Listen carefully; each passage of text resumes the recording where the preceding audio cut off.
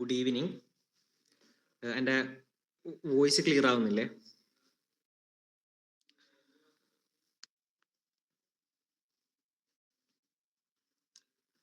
So എല്ലാവർക്കും സൈക്യൂലേക്ക് സ്വാഗതം. നമ്മുടെ ഇന്ന് ലേണിംഗ് ഡിസബിലിറ്റി മാനേജ്മെൻറ്റിൻ്റെ സെക്കൻഡ് വെബിനാറാണ് സ്റ്റാർട്ട് ചെയ്യാൻ പോകുന്നത്.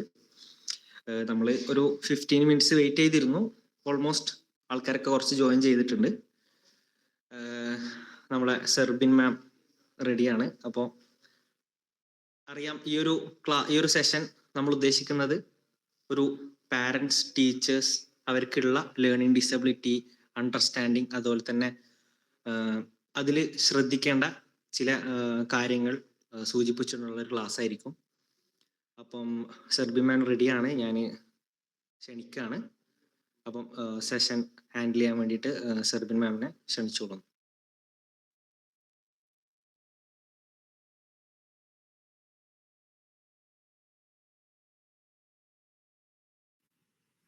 ഹലോ, കേൾക്കുന്നില്ലേ?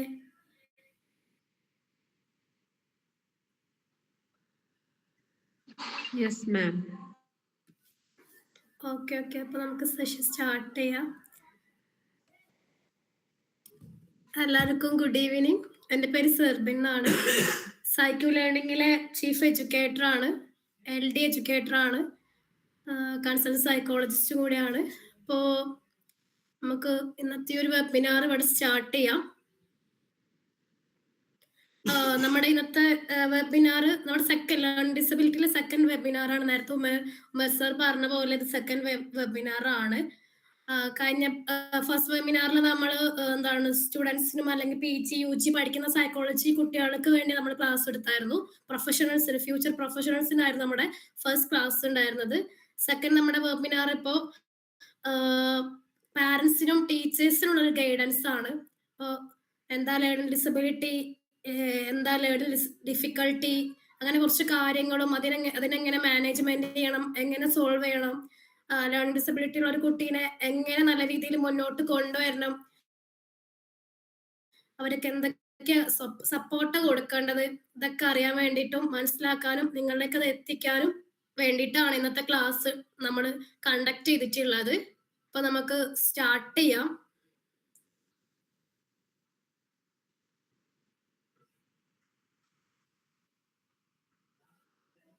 ഇപ്പോ നിങ്ങൾ എപ്പോഴും കേൾക്കുന്ന സാധനമായിരിക്കും ലേണിംഗ് ഡിഫിക്കൽട്ടിയും ലേണിംഗ് ഡിസബിലിറ്റിയും. ഇങ്ങനെ പറയാം, പഠന വൈകല്യം എന്നും കേട്ടിട്ടുണ്ടായിരിക്കും, പഠന ബുദ്ധിമുട്ടുകൾ എന്നും കേട്ടിട്ടുണ്ടായിരിക്കും. ഇപ്പൊ പാരന്റ്സ് ആണെങ്കിൽ നമ്മുടെ സ്കൂളിലെ മീറ്റിങ്ങിനൊക്കെ പോകുമ്പോൾ കേട്ടിട്ടുണ്ടായിരിക്കും, കുട്ടിക്ക് പഠന ബുദ്ധിമുട്ടുണ്ട്, ഒന്ന് ചെക്ക് ചെയ്യണം, ഒരു സൈക്കോളജിസ്റ്റിനെ കാണിക്കണം, അല്ലെങ്കിൽ ഈ കുട്ടി ഇങ്ങനെ ഇതുകൊണ്ടൊക്കെ ആണെന്നൊക്കെ ചിലപ്പോ ഇപ്പൊ കുറെയൊക്കെ എന്താ പറയാ സ്കൂളുകളിൽ നിന്നൊക്കെ പാരന്റ്സിന് ടീച്ചേഴ്സ് പറഞ്ഞു കൊടുക്കുന്നുണ്ട്.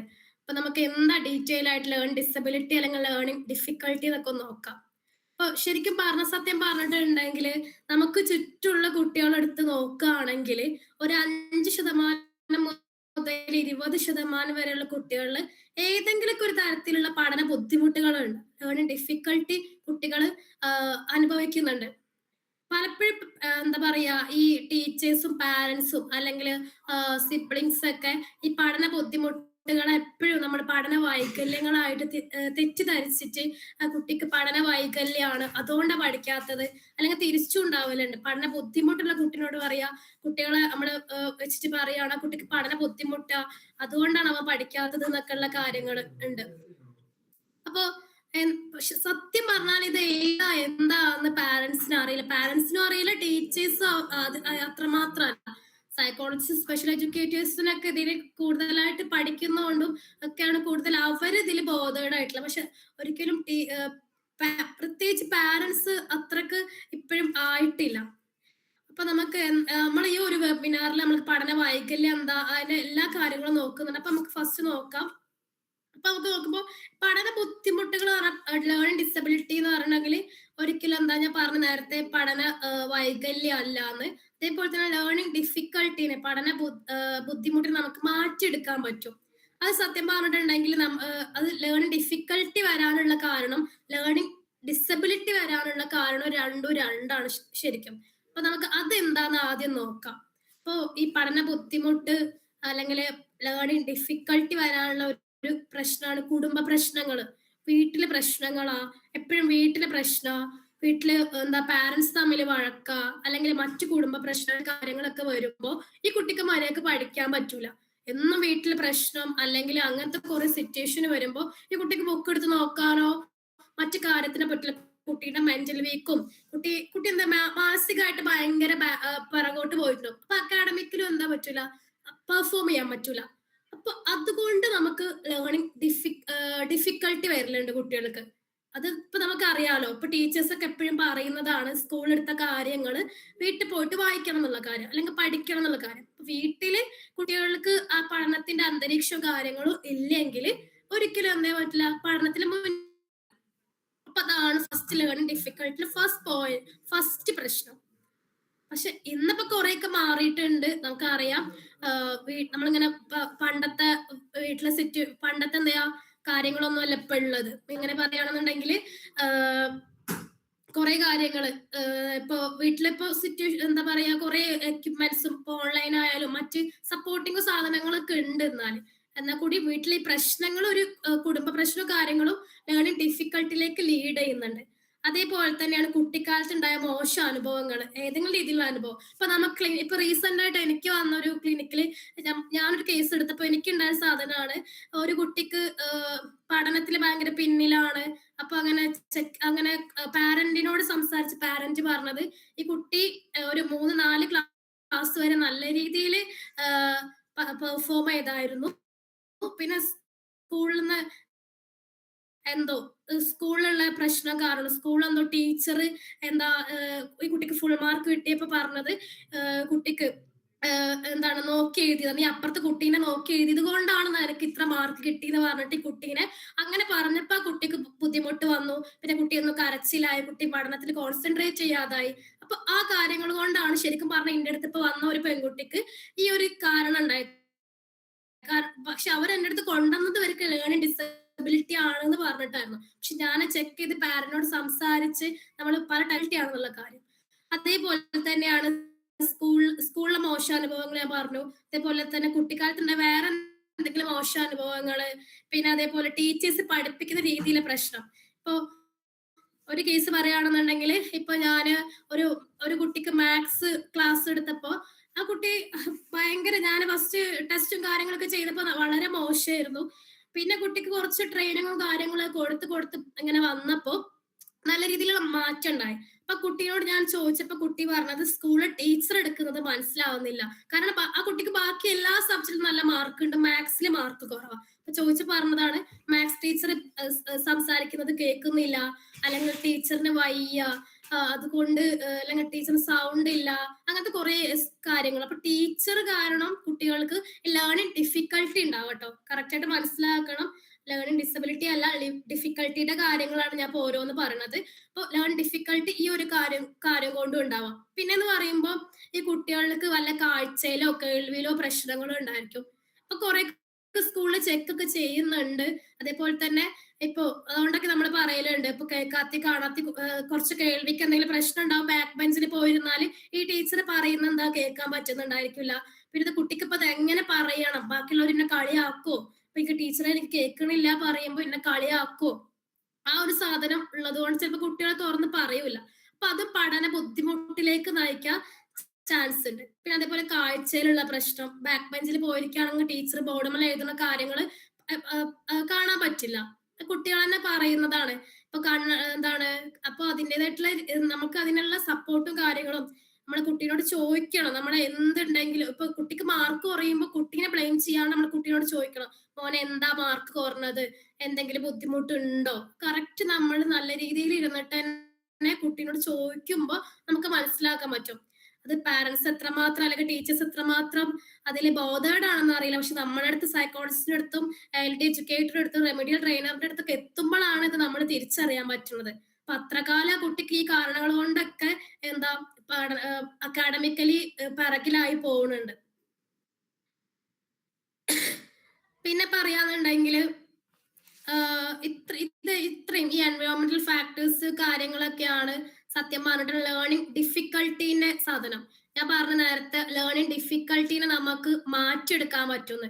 നല്ല ട്രെയിനിങ്, നല്ല എഡ്യൂക്കേറ്റർ എടുത്ത്, എൽഡി എഡ്യൂക്കേറ്റർ എടുത്തോ, സൈക്കോളജിസ്റ്റിന്റെ അടുത്തോ, സ്പെഷ്യൽ എഡ്യൂക്കേറ്ററിന്റെ അടുത്തോ, ഇതില് ലേണിംഗ് ഡിസബിലിറ്റിയിൽ നന്നായിട്ട് നല്ല രീതിയിൽ സ്പെഷ്യലൈസ് ചെയ്ത ആരടുത്തെങ്കിലൊക്കെ എടുത്ത് കൊണ്ടുപോയിട്ട് നമ്മൾ നല്ല രീതിയിലുള്ള ട്രെയിനിങ്ങും കാര്യങ്ങളും കൊടുത്ത ലേണിംഗ് ഡിഫിക്കൽട്ടിനെ, കുട്ടിയിലുള്ള പഠന ബുദ്ധിമുട്ടിനെ മാറ്റിയെടുക്കാൻ പറ്റുന്ന കാര്യം ഉറപ്പാണ്. പക്ഷെ അതിനുള്ള സപ്പോർട്ട്, അതിനുള്ള കുട്ടിക്ക് ഉണ്ടാക്കേണ്ട ഇൻട്രസ്റ്റ്, അത് ഫാമിലിന്നും ടീച്ചേഴ്സിന്റെ അടുത്ത് നമ്മൾ എടുക്കുന്ന സ്പെഷ്യൽ എഡ്യൂക്കേറ്റർ ആയിക്കോട്ടെ, സൈക്കോളജിസ്റ്റ് ആയിക്കോട്ടെ, അവരുടെ അടുത്ത് നല്ല രീതിയിൽ കിട്ടിയാൽ നമുക്കത് മാറ്റിയെടുക്കാൻ പറ്റും.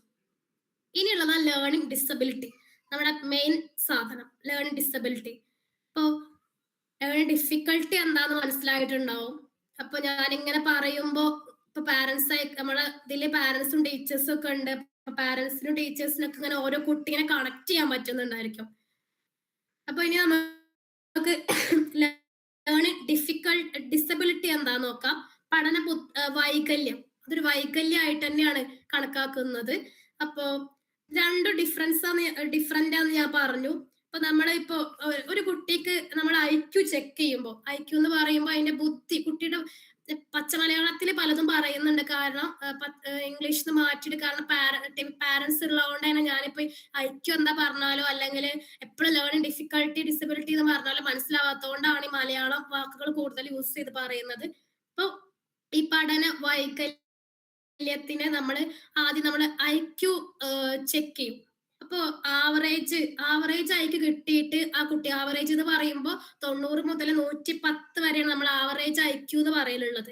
അപ്പൊ ഈ കുട്ടിക്ക് നമ്മൾ IQ ചെക്ക് ചെയ്ത് ആവറേജ് IQ ഉണ്ട്, എന്നാലും ഈ കുട്ടിക്ക് എന്ത് ചെയ്യാ, പഠിക്കാൻ ഭയങ്കര ബുദ്ധിമുട്ടാ, പഠനത്തില് ഭയങ്കര ബുദ്ധിമുട്ട് എന്ത് ചെയ്യാ ഈ കുട്ടി നേരിടുന്നുണ്ട്. അപ്പൊ ഇങ്ങനെ വരുമ്പോഴാണ് നമ്മൾ അതിനെ പഠന വൈകല്യം എന്ന് പറയാം. ഹലോ, ടെക്നിക്കൽ ഇഷ്യൂ കാരണം ഒന്ന് കട്ടായി പോയത്, നമുക്ക് കണ്ടിന്യൂ ചെയ്യാം. സോറി. അപ്പോ നമുക്ക് കണ്ടിന്യൂ ചെയ്യാം. അപ്പൊ ഞാൻ പറഞ്ഞു വന്നിട്ടുണ്ടെങ്കിൽ IQനെ പറ്റിയിട്ടായിരുന്നു പറഞ്ഞു വന്നിട്ടുണ്ടായിരുന്നത്. അപ്പൊ ഞാൻ പറഞ്ഞു IQ നോർമൽ ആയിട്ടുള്ള IQ 90 മുതൽ 110 വരെയാണെന്ന് ഞാൻ പറഞ്ഞേ. അപ്പോ നമ്മൾ IQ ഒരു സൈക്കോളജിസ്റ്റിന്റെ അടുത്ത് പോയിട്ട് IQ ചെക്ക് ചെയ്തിട്ട് ഈ 100 മുതൽ 110 വരെ കിട്ടിയിട്ടും അല്ലെങ്കിൽ കിട്ടിയാൽ ഇത് കുറവോ കൂടുതലോ ഒന്നുമില്ല, ഈ റേഞ്ചിലാണ് കിട്ടിയത്. പക്ഷെ ആ കുട്ടി പല തരത്തിലുള്ള ബുദ്ധിമുട്ടുകൾ അനുഭവിക്കുന്നുണ്ട്. അപ്പോ അതിനെ നമ്മൾ ഡിസബിലിറ്റി എന്ന് പറയും. ഇപ്പൊ കുട്ടി വെച്ചിട്ടുണ്ടെങ്കിൽ പഠനത്തിന് മാത്രം ബുദ്ധിമുട്ടുള്ളൂ, ബാക്കിയുള്ളതിലൊന്നും പ്രശ്നമില്ല. കുട്ടി നന്നായിട്ട് കളിക്കുന്നുണ്ട്. നമ്മൾ ക്ലിനിക്കിൽ എപ്പോഴും വരുന്ന കേസുകളിലൊക്കെ പറയും, പാരന്റ്സ് എപ്പോഴും പറയും, ടീച്ചറെ കുട്ടി എന്താ സ്കൂൾ വിട്ടു വന്ന ബാഗ് അങ്ങോട്ട് എറിഞ്ഞ് കളിക്കാൻ പോകും, കളി എന്നുള്ള ചിന്ത തന്നെ ഉള്ളൂ, ക്രിക്കറ്റ് ഫുട്ബോൾ ഇതൊക്കെ തന്നെ. അല്ലെങ്കിൽ പറയും, വേറെ പാരന്റ്സ് പറയുന്നതാണ്, മറ്റ് വീട്ടിലെ മറ്റു കാര്യങ്ങളൊക്കെ ചെയ്യാൻ നല്ല ഉഷാറാണ്, കുക്കിംഗ് ചെയ്യാനായിക്കോട്ടെ, ബാക്കിയുള്ള കാര്യങ്ങൾ എടുത്തു പിടിക്കാനായിക്കോട്ടെ, എന്തും. വീട്ടിലൊരു പരിപാടി വന്നാൽ അതിനെ ലീഡ് ചെയ്യാൻ, സ്കൂളിൽ ഒരു പരിപാടി വന്നാൽ ലീഡ് ചെയ്യാൻ, അതിനൊക്കെ നല്ല ഉഷാറാ. പക്ഷെ പുസ്തകം എടുക്കുക, പഠിക്കുക, അല്ലെങ്കിൽ പഠിക്കാൻ പറയുമ്പോ ദേഷ്യപ്പെടുക, ഈ സാധനങ്ങളൊക്കെ ഉണ്ട്. അല്ലെങ്കിൽ മാർക്ക് കിട്ടണില്ല, പഠിക്കണുണ്ട് മാർക്ക് കിട്ടണില്ല, ഇങ്ങനത്തെ സാധനങ്ങളൊക്കെ. എല്ലാവരും കൂടെ നല്ല കാര്യങ്ങളായിരിക്കും, സൊസൈറ്റി നന്നായിട്ട് ഇൻവോൾവ് ചെയ്യുന്നുണ്ട്, ഇടപഴകുന്നുണ്ട്, ബാക്കി എല്ലാ കാര്യത്തിലും നോർമലാണ്, ആക്റ്റീവ് ആണ്. പക്ഷെ അവർക്ക് പഠനത്തിൽ ബുദ്ധിമുട്ട് വരും. അപ്പൊ അതിനെ വിളിക്കുന്ന പേരാണ് ലേണിംഗ് ഡിസബിലിറ്റി എന്ന്. നേരത്തെ ഞാൻ പറഞ്ഞു, ഇമോഷണലി ഉള്ള കാര്യങ്ങളൊന്നും അല്ലാതെ ഉള്ള, നേരത്തെ പറഞ്ഞ എൻവയോൺമെന്റൽ കാര്യങ്ങൾ, കുടുംബത്തിലെ പ്രശ്നങ്ങളോ അല്ലെങ്കിൽ നേരത്തെ അവിടെ മെൻഷൻ ചെയ്തത് മറ്റ് പ്രശ്നങ്ങളോ ഒന്നും അല്ല, ഇങ്ങനത്തെ ഈ കാര്യങ്ങൾ കൊണ്ടാണെങ്കിൽ നമ്മൾ അതിനെ ലേണിംഗ് ഡിസബിലിറ്റി എന്നാ പറയാം. ഇപ്പൊ ഞാൻ പറയുമ്പോൾ നമുക്ക് കൂടുതലായിട്ട് മനസ്സിലാവുണ്ടാവില്ല, ഡീറ്റെയിൽ ആയിട്ട് നമുക്ക് നോക്കാം. നമ്മൾ ഈ ലേണിംഗ് ഡിസബിലിറ്റീനെ ശരിക്കും പറഞ്ഞാല് കുറച്ച് ടൈപ്സ് ആയിട്ട് ഡിവൈഡ് ചെയ്തിട്ടുണ്ട്. അപ്പൊ ആ ടൈപ്സ് ഏതൊക്കെയാന്ന് ഞാൻ പറയാം.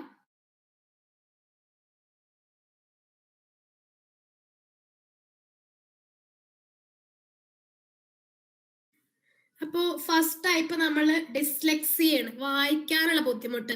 കുറച്ച് സൈക്കോളജിക്കൽ ടേമുകളൊക്കെ കേൾക്കും. ഡിസ്ലെക്സിയ എന്നാണ് അതിനെ പറയാ. വായനയിലുള്ള ബുദ്ധിമുട്ട്. അതായത് കുട്ടിക്ക് ബുക്ക് കൊടുത്താല് അപ്പൊ അങ്ങോട്ട് സൗണ്ട് കുറയാ. അതുവരെ വീട്ടിലും സ്കൂളിലൊക്കെ ഭയങ്കര ശബ്ദമായിരിക്കും. ചിലപ്പോ ആ കുട്ടിയുടെ ശബ്ദമായിരിക്കും ക്ലാസ്സിൽ വെച്ചപോലെ കേൾക്കുന്നുണ്ടാവുക.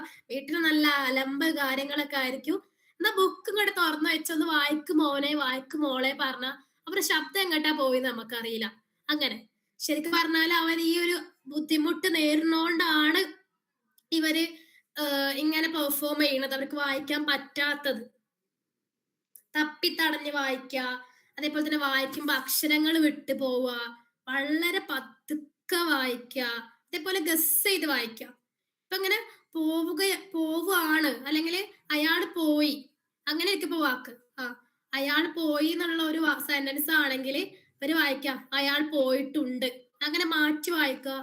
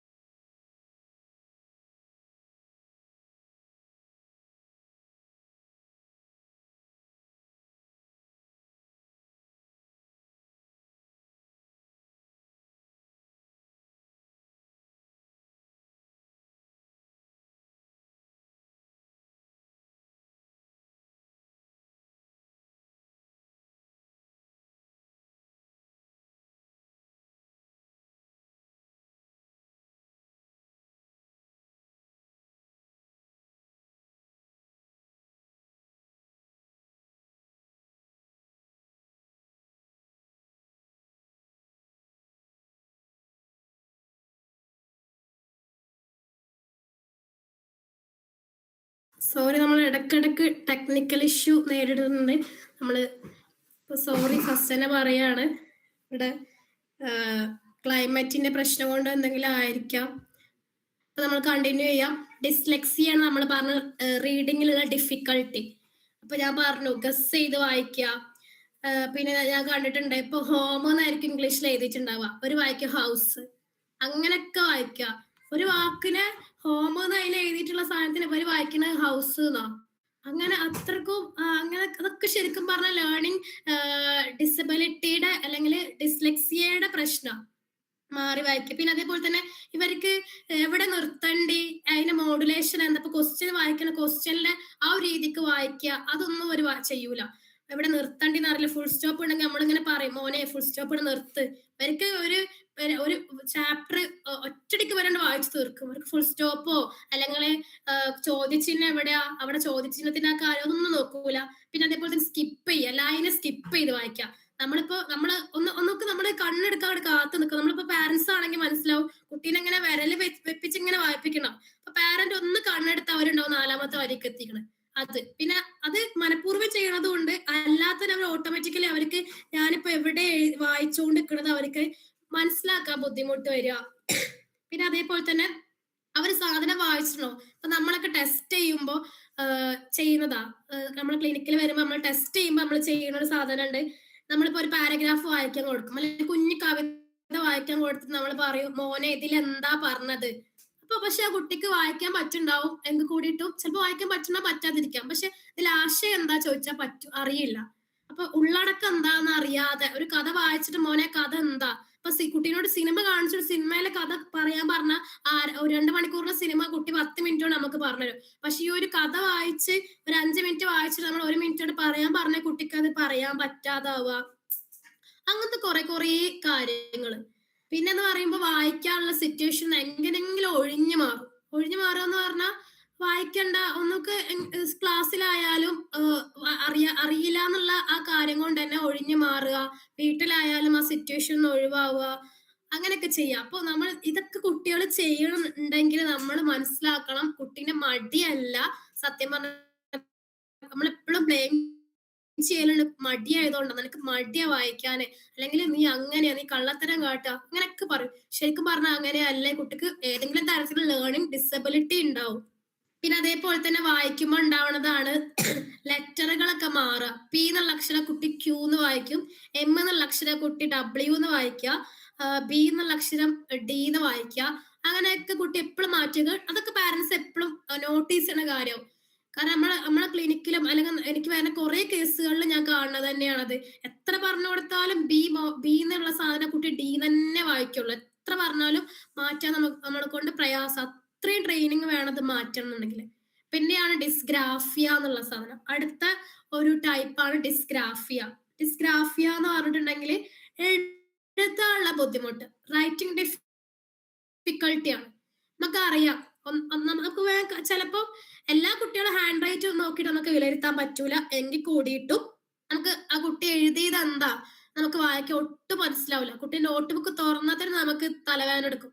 ടീച്ചേഴ്സിന് കണക്ട് ചെയ്യാൻ പറ്റുന്നുണ്ടായിരിക്കും. എക്സാം പേപ്പർ ഒക്കെ നോക്കുമ്പോൾ എന്താ എഴുതിയത് എന്ന് നമുക്ക് മനസ്സിലാക്കാൻ പറ്റൂല അത്രക്കും. പക്ഷെ കുട്ടി എന്തെങ്കിലുമൊക്കെ എഴുതിയിട്ടുണ്ടാവും. പക്ഷെ കുട്ടീന്റെ ഹാൻഡ് റൈറ്റിംഗ് കാരണം, മോശം കാരണം ചിലപ്പോൾ നമുക്കത് മനസ്സിലാക്കാൻ പറ്റൂല. പിന്നെ അതേപോലെ തന്നെ ക്യാപിറ്റലും സ്മോളും മിക്സ് ആക്കി എഴുതാം. ഇത് ലേണിംഗ് ഡിഫിക്കൽട്ടിയിൽ നമ്മൾ കാണുകയാണെങ്കിൽ നമ്മൾ പറഞ്ഞു പോലെ ക്യാപിറ്റലും സ്മോളും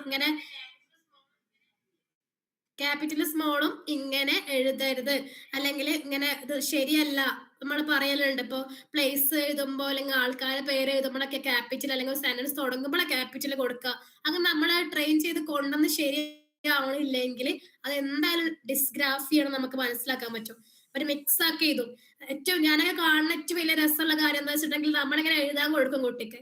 അപ്പൊ അത് നമ്മള് സാധാരണ രീതിയിൽ തുടക്കത്തിൽ ക്യാപിറ്റൽ, ഫസ്റ്റ് ലെറ്റർ ക്യാപിറ്റൽ, പിന്നൊക്കെ സ്മോൾ ആയിരിക്കും. പക്ഷെ കുട്ടി എഴുതി വരുമ്പോ എന്താ ഉണ്ടാവുക, മിക്സ്ഡ് ആയിട്ട് ഒരു ലെറ്റർ ക്യാപിറ്റൽ അടുത്ത സ്മോൾ, അങ്ങനെ അങ്ങനെ മിക്സ്ഡ് ആക്കിയിട്ട് കാണലുണ്ട്. അപ്പൊ അതൊക്കെ ഡിസ്ഗ്രാഫിയയുടെ ഒരു സിംപ്റ്റം ആയിട്ട് നമ്മൾ പറയലുണ്ട്. പിന്നെ പറയുമ്പോൾ അക്ഷരങ്ങൾ തിരിച്ചെഴുതുക, അക്ഷരം തിരിച്ചെഴുതുന്നത് കാണലുണ്ട്. അതിന് നമ്മൾ മിറർ റൈറ്റിംഗ് എന്ന് പറയും. പിന്നെ നേരത്തെ പറഞ്ഞ പോലെ ഡിസ്ലെക്സിയയിൽ പറഞ്ഞ പോലെ തന്നെ ബിയും ഡിയും, ബി എന്നുള്ള കുട്ടി മനസ്സിലാക്കുന്നത് ഡി എന്നാണ്, കുട്ടി ഡി എന്ന് എഴുതുക. കുട്ടി ഇപ്പോ ബാഡ് എന്നുള്ള ഒരു സാധനമാണ് കുട്ടിക്ക് ഉള്ളത്, എഴുതാനുള്ളത് എങ്കിൽ കുട്ടി ഡാബ് എന്നായിരിക്കും എഴുതിയെടുത്തിട്ടുണ്ടാവുക, തിരിച്ചെഴുതിയിട്ടുണ്ടാവും. അതേപോലെ തന്നെ ഇപ്പൊ പാറ്റ് എന്നൊരു സാധനം അല്ലെങ്കിൽ ടാപ്പ് എന്നൊരു സാധനമാണ് കൊടുത്തത്, കുട്ടി തിരിച്ചിട്ടേ എഴുതാം ആ സാധനങ്ങള്.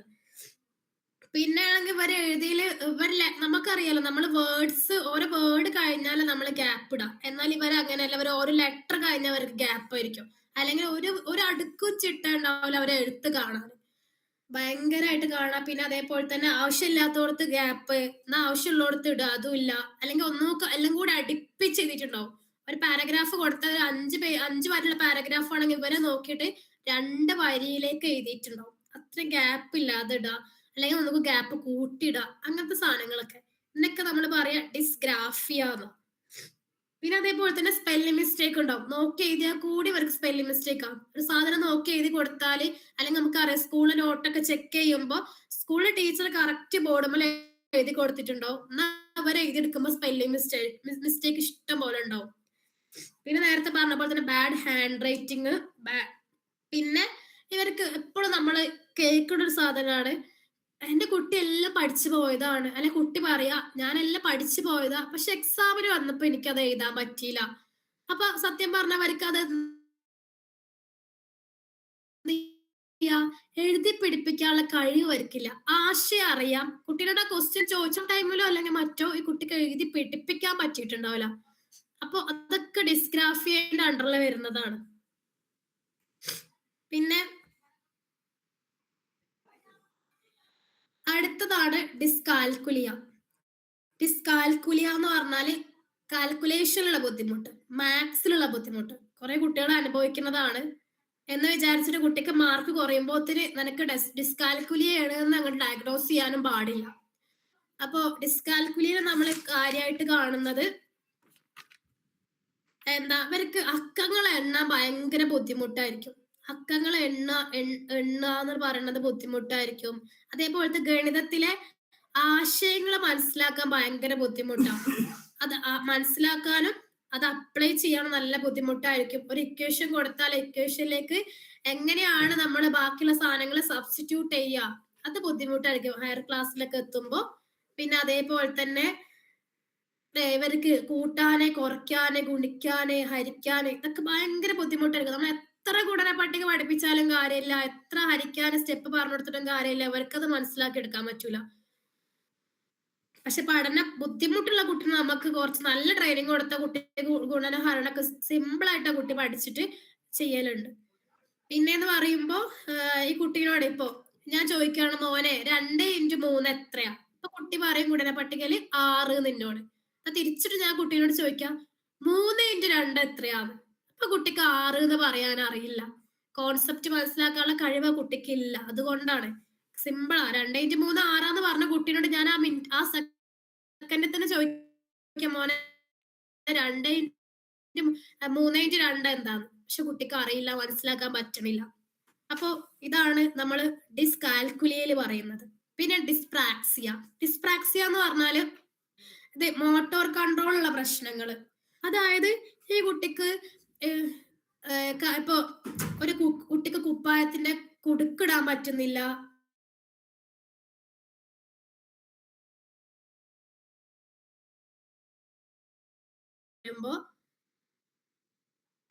ഉണ്ടാവുന്നതാണ്. അതേപോലെ തന്നെ വിഷ്വൽ പ്രോസസ്സിംഗ് ഡിസോർഡർ ലേണിംഗ് ഡിസബിലിറ്റിക്ക് നയിക്കുന്നുണ്ട്. കുട്ടിക്ക് ബോർഡ് മന്ന് കറക്റ്റ് ആയിട്ട് നോക്കി ചെയ്തെടുക്കാൻ പറ്റുന്നില്ല. പിന്നെ അതേപോലെ തന്നെ ഓരോ കാര്യങ്ങളും സ്പേഷ്യൽ റിലേഷൻഷിപ്പിൽ പറ്റുന്നില്ല. പിന്നെ അതേപോലെ ഷേപ്പുകൾ കണ്ടാല് ത്രികോണം, വൃത്തം, ഈ സാധനങ്ങളെ കുട്ടിക്ക് മനസ്സിലാക്കാൻ പറ്റാത്ത സംഭവം. പിന്നെ ലെറ്ററിനെ റെക്കഗ്നൈസ് ചെയ്യാൻ, ലെറ്ററിനെ മനസ്സിലാക്കാൻ പറ്റാത്തത്, ഇതൊക്കെ. പിന്നെ അടുത്തത് non verbal learning disability. Non verbal എന്ന് പറഞ്ഞിട്ടുണ്ടെങ്കിൽ നമ്മൾ എക്സ്പ്രഷൻ നോക്കിയായിട്ട് കുട്ടിക്ക് മനസ്സിലാക്കാൻ പറ്റാതിരിക്കാം. നമ്മുടെ ഫേഷ്യൽ എക്സ്പ്രഷനോ അല്ലെങ്കിൽ ബോഡി ലാംഗ്വേജ് ഒന്നും കുട്ടിക്ക് മനസ്സിലാക്കാൻ പറ്റുന്നില്ല. ഇപ്പൊ നമ്മൾക്കറിയാം ഓരോ ആക്ഷനെ കാണിച്ചാല് കുട്ടിക്ക് അത് എന്താന്ന് മനസ്സിലാക്കാൻ പറ്റാതിരിക്കുക, അബ്സ്ട്രാക്റ്റ് ആയിട്ട് ചിന്തിക്കാൻ പറ്റാതിരിക്കുക, ഇതൊക്കെ ഇതിലെ വേറെ ടൈപ്പുകളാണ്. പറയുന്നത് മനസ്സിലാവുന്നുണ്ടാവും വിചാരിക്കുന്നു.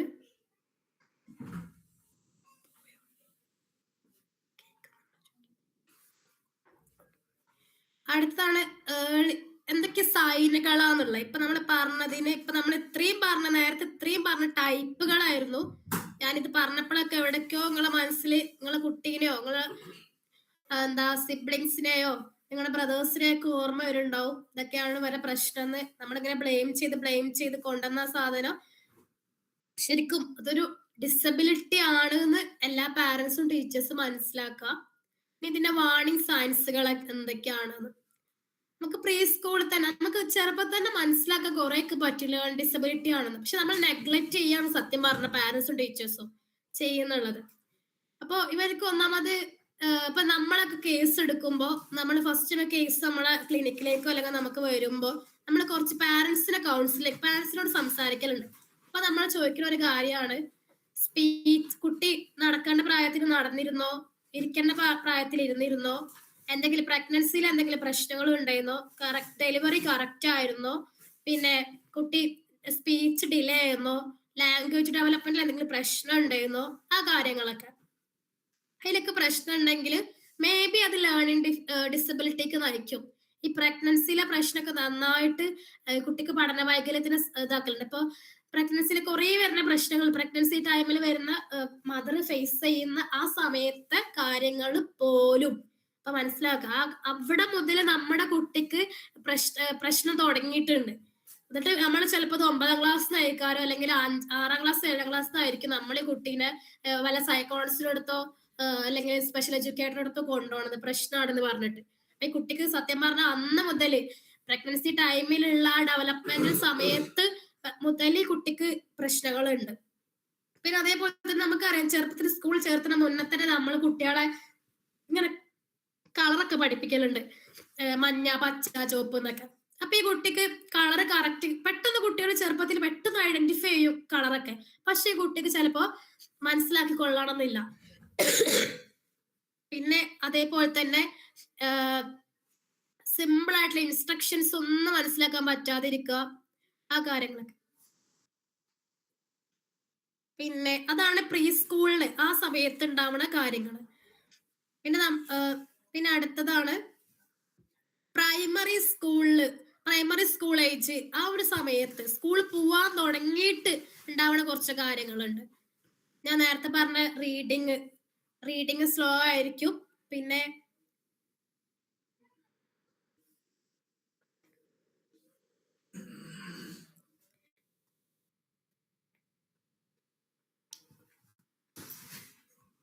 പ്രൈമറി സ്കൂളിൽ എത്തുമ്പോ ഈ കുട്ടിക്ക് കുറച്ച് കാര്യങ്ങള് ഡിഫിക്കൽട്ടി തോന്നുന്ന കാര്യങ്ങളാണ്.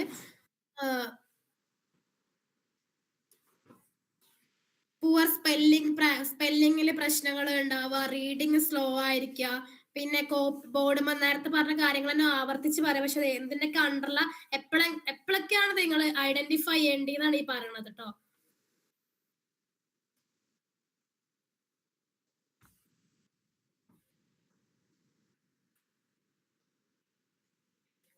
പിന്നെ നേരത്തെ പറഞ്ഞ പോലെ തന്നെ ബോർഡുമ്പോ നോക്കി എഴുതിയെടുക്കുമ്പോ പ്രശ്നം വരിക, പിന്നെ ബേസിക് മാത്സിലെ കോൺസെപ്റ്റില് പ്രശ്നങ്ങൾ വരിക, റീഡിങ്ങും റൈറ്റിങ്ങും അവോയ്ഡ് ചെയ്യുക, ഈ സാധനങ്ങളൊക്കെ. ഇതൊക്കെ കഴിഞ്ഞ അഡോളസൻസിലേക്ക് എത്തുമ്പോ 8-9 ആ സമയത്ത് എത്തുമ്പോ, അല്ലെങ്കിൽ സ്കൂൾ നന്നായിട്ട് പെർഫോം ചെയ്യേണ്ട സമയത്ത് എത്തുമ്പോ ഈ കുട്ടി ഫേസ് ചെയ്യുന്ന കുറെ കാര്യങ്ങളാണ്. എക്സാമിൽ മാർക്ക് കുറയാം അല്ലെ, നമുക്ക് എല്ലാവർക്കും അറിയാം എക്സാമിൽ മാർക്ക് കുറഞ്ഞ സാധനം. പിന്നെ കുട്ടീന്റെ കോൺഫിഡൻസ് പറ്റില്ലാതാവും, കുട്ടിയുടെ സെൽഫ് എസ്റ്റീം കുറയും, കുട്ടി സ്കൂളിൽ പോകാൻ തയ്യാറാവില്ല. സ്കൂളിൽ ഇപ്പൊ നമുക്ക് കുറെ വരുന്ന കേസാണ്, ടീച്ചറെ കുട്ടിക്ക് ബുധനാഴ്ച മാത്രം വയറുവേദന, അങ്ങനത്തെ സാധനം. ബുധനാഴ്ച മാത്രം കുട്ടിക്ക് വയറുവേദന. എനിക്ക് വന്നൊരു കേസാ, ബുധനാഴ്ച മാത്രം കുട്ടിക്ക് വയറുവേദന, കുട്ടി ബുധനാഴ്ച മാത്രം ക്ലാസ് ഒഴിവാക്കാം, അങ്ങനത്തെ സാധനം. അല്ലെങ്കിൽ പ്രത്യേക ദിവസങ്ങളിൽ മാത്രം കുട്ടിക്ക് വയറുവേദന, തലവേദന, പനി, അങ്ങനത്തെ കുറെ സാധനങ്ങള്.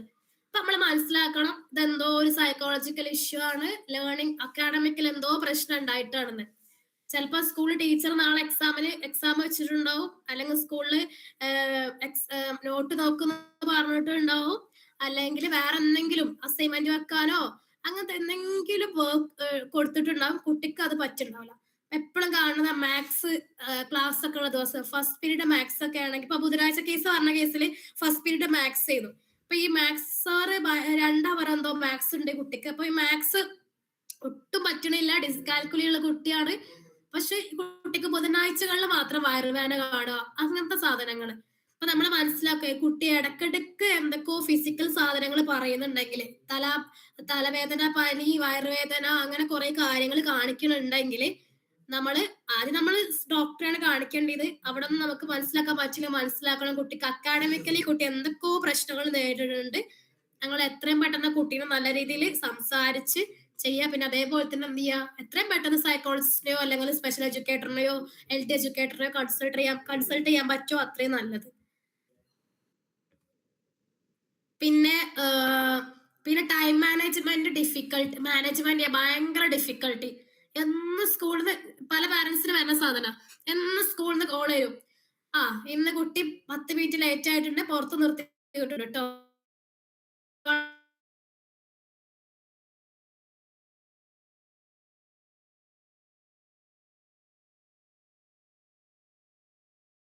പറയാണെന്ന്, പക്ഷെ എക്സാമിന് ഫുൾ എഴുതാൻ പറ്റിയില്ല. ഫുൾ എഴുതി എല്ലാം പഠിച്ചിട്ടുണ്ടാവും, എല്ലാതും അറിയാം. പക്ഷെ 2 മണിക്കൂറിന്റെ പരീക്ഷ കുട്ടിക്ക് 2 മണിക്കൂർ കൊണ്ട് എഴുതി തീർക്കാൻ പറ്റണില്ല. കുട്ടി ഭയങ്കരമായിട്ട് ഡിഫിക്കൽട്ടി നേരിടുന്നുണ്ട്. അതും ലേണിംഗ് ഡിസബിലിറ്റിന്റെ ഒരു ഭാഗമായിരിക്കാം ചിലപ്പോ. പിന്നെ അടുത്ത പറയാന്നുണ്ടെങ്കിൽ എന്തൊക്കെയാണ് ഇതിന്റെ ചലഞ്ചസ്, എന്തൊക്കെ ഇതിന്റെ ലേണിംഗ് ഡിസബിലിറ്റിന്റെ ഇമ്പാക്ട്സ് എന്തൊക്കെയാ നമുക്ക്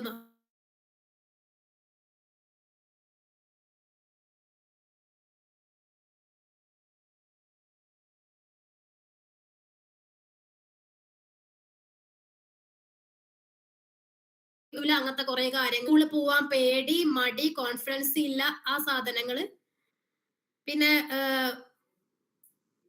പിന്നെ സോഷ്യൽ ഡിഫിക്കൽട്ടി, കുറെ സൊസൈറ്റിന്ന് കുറെ കാര്യങ്ങൾ നേരിടും. കുട്ടികൾ എന്നെ കളിയാക്കോ, ഇപ്പൊ ക്ലാസ്സിലൊക്കെ വായിക്കുമ്പോൾ പ്രത്യേക മടി കുട്ടിക്ക് ഉണ്ടാവുക. ഒന്നാമത് വരയ്ക്ക് ലേണിംഗ് ഡിസബിലിറ്റി ആണ്. അതിന്റെ കൂടെ കുട്ടിക്ക് ഞാൻ വായിച്ചത് തെറ്റിപ്പോയ എന്നെ ബാക്കിയുള്ള ഒരു കളിയാക്കോ, കളിയാക്കിയാൽ ഇപ്പൊ എന്താ, ഞാൻ നാണം കെടൂലേ, ആ സാധനങ്ങള്. അതുകൊണ്ട് തന്നെ അവർ ഐസൊലേറ്റ് ചെയ്ത് പോരുക, ആരെ കൂടെ നിൽക്കാതെ പോരുക, ക്ലാസ്സിൽ മര്യാദക്ക് പോവാതിരിക്കുക, അതൊക്കെ ചെയ്യാം. പിന്നെ അതേപോലെ ബിഹേവിയറൽ ഇഷ്യൂസ് വരിക അവർക്ക്. ഒരു ചലഞ്ചിങ് ആയിട്ടുള്ള ടാസ്കുകൾ ഏറ്റെടുക്കാൻ പറ്റാതിരിക്കാം. ഇപ്പൊ സ്കൂളിൽ ഇങ്ങനെ കുറെ മത്സരങ്ങളൊക്കെ ഉണ്ടാവുമല്ലോ, വായനാ മത്സരം, ഉപന്യാസ രചന, അങ്ങനെ കുറെ എസ്സേ റൈറ്റിംഗ്, അങ്ങനെ സാധനങ്ങളൊക്കെ ഇല്ലേ, അതിനൊക്കെ എന്ത് ചെയ്യാ, പോവാന് അല്ലെങ്കിൽ അതിൽ പങ്കെടുക്കാന് ബുദ്ധിമുട്ട് വരും. ഇതൊക്കെയാണ് മെയിൻ ആയിട്ട് പറഞ്ഞ ലേണിംഗ് ഡിസബിലിറ്റി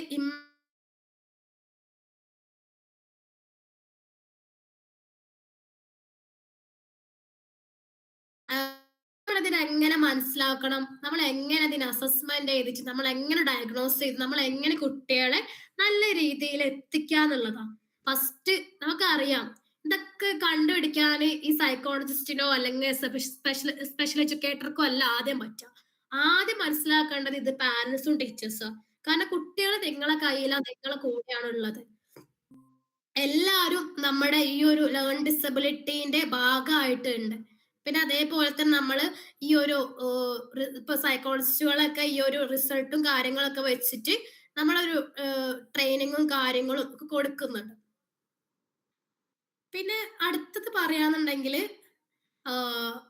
നമ്മളെ പാരന്റ്സിന് ടീച്ചേഴ്സിന് റോൾ എന്താണ് ഇതില്, കുട്ടീന്റെ ഈ ഒരു കാര്യത്തിലൊക്കെ എന്തൊക്കെ റോളുകളാണ് അവർക്ക് ഉള്ളത് എന്ന്. അപ്പൊ പാരന്റ്സ് എന്തൊക്കെ ചെയ്യരുത്, എന്തൊക്കെ ചെയ്യണ്ടെന്നാണ് ഞാൻ പറയുന്നത്. അപ്പൊ ഫസ്റ്റ് നമ്മൾ എന്തൊക്കെ ചെയ്യണം എന്ന് നോക്കാം. നമ്മൾ നോക്കുക, ഒരു കുട്ടീനെ മറ്റു കുട്ടികളായിട്ട് ആദ്യം കമ്പയർ ചെയ്യാതിരിക്കണം ഫസ്റ്റ്. അതാണ് ഫസ്റ്റ് അക്സെപ്റ്റ് എന്ത് ചെയ്യാ, ഓരോ കുട്ടീന്റെയും കാര്യങ്ങൾ അക്സെപ്റ്റ് ചെയ്യേണ്ട. കുട്ടി ഇങ്ങനെയാണ്, എന്റെ കുട്ടിയുടെ പഠന പെർഫോമൻസ് നിലവാരം ഇന്നതൊക്കെയാണ്, അത് മനസ്സിലാക്കുക. കുട്ടിക്ക് അതിനുള്ള അന്തരീക്ഷം വീട്ടിൽ ഒരുക്കി കൊടുക്കുക. കുട്ടീനെ കൂടുതൽ പ്രഷർ ചെയ്യിപ്പിക്കാതിരിക്കുക. കുട്ടിക്ക് പഠിക്കാൻ പറ്റുന്ന പഠിക്കട്ടെ. കുട്ടിക്ക് ഹോംവർക്ക് ഫുൾ എഴുതാൻ പറ്റുന്നില്ലെങ്കിൽ പറ്റണ്ട, പറ്റുന്നിടത്തോളം കുട്ടി ചെയ്യട്ടെ. എത്ര പറ്റുന്നോ അത്ര ചെയ്ത്, അല്ലെങ്കിൽ എത്ര എക്സാമിന് എത്ര ചാപ്റ്റർ കവർ ചെയ്യാൻ പറ്റുന്നോ അത്ര കവർ ചെയ്ത കുട്ടി പൊക്കോട്ടെ. പക്ഷെ നമ്മൾ നല്ലൊരു സപ്പോർട്ട് കൊടുക്കുക. പിന്നെ അതേപോലെ തന്നെ ഇടയ്ക്കിടയ്ക്ക് നമ്മൾ പലപ്പോഴും കാണുന്നതാ, കൊല്ലത്തില് ആകെ 2-3 എക്സാം ഉണ്ടാവും ഇങ്ങനെ. അപ്പൊ ആ എക്സാമിന്റെ പേപ്പർ തരാൻ വേണ്ടി പേപ്പർ വാങ്ങാൻ വേണ്ടിയിട്ട് സ്കൂളിലേക്ക് പോവാം. ഒരു ഓണപ്പരീക്ഷ കഴിഞ്ഞ ഒരു മീറ്റിംഗ് വെക്കും, അല്ലെങ്കിൽ ഒരു ക്രിസ്മസ് പരീക്ഷയ്ക്ക് ഒരു മീറ്റിംഗ് വെക്കും, ഫസ്റ്റ് ക്ലാസ് തുടങ്ങുമ്പോൾ ഒരു മീറ്റിംഗ് വെക്കും. അങ്ങനെ 3-4 മീറ്റിങ്ങുകൾ പൊതുവായിട്ട് സ്കൂളിൽ വെക്കും. ഈ സമയത്ത് കുട്ടീന്റെ സ്കൂളത്തെ പേപ്പർ പാരന്റ് ഒപ്പിട്ടാലേ വാങ്ങാൻ പറ്റുള്ളൂ. ആ സാഹചര്യം എത്തുമ്പോ പോണ പല പാരന്റ്സ് നമ്മൾ കാണലുണ്ട്. അങ്ങനത്തെ ഒരു പാരന്റ് ആവാതിരിക്കങ്ങള്. നിങ്ങൾ എന്ത് ചെയ്യാ, ഇടക്കിടക്ക് സ്കൂളിൽ പോണം എന്ന് ഞാൻ പറയണില്ല, എന്നാൽ ആ ടീച്ചേഴ്സിനോട് ഒരു എന്ത് ചെയ്യാ, ഒരു നല്ലൊരു കമ്മ്യൂണിക്കേഷൻ ഉണ്ടായിരിക്കാം. കുട്ടീന്റെ പഠന കാര്യങ്ങൾ ഇടക്കിടക്ക് അന്വേഷിക്കുക. എന്തുകൊണ്ടാണ് എന്റെ കുട്ടിക്ക് മാർക്ക് കുറഞ്ഞതെന്ന് ടീച്ചേഴ്സിനോട് തന്നെ ചോദിച്ചാൽ അവര് ആൻസർ ഷീറ്റ് എടുത്ത് നോക്കി, അല്ലെങ്കിൽ അവരുടെ സ്കൂളിലെ പെർഫോമൻസ് ടീച്ചേഴ്സിന് അറിയാം, ടീച്ചേഴ്സ് പറഞ്ഞുതരും. നിങ്ങൾ അതൊക്കെ ഒന്ന് ചെയ്യുക. വിളിച്ചിട്ട് ചോദിക്കുക, എന്റെ മോനക്ക് ഇങ്ങനെ മാർക്ക് കുറവാണല്ലോ, അല്ലെങ്കിൽ അവൻ പഠിക്കുന്നില്ല, അല്ലെങ്കിൽ ചിലപ്പോൾ ഹോംവർക്ക് ഒക്കെ കൊടുത്തിട്ടുണ്ടാവും, എന്നാ ഹോംവർക്ക് ചെയ്യണ്ടാവില്ല എന്ന് ചോദിച്ചാൽ പറയും കുട്ടി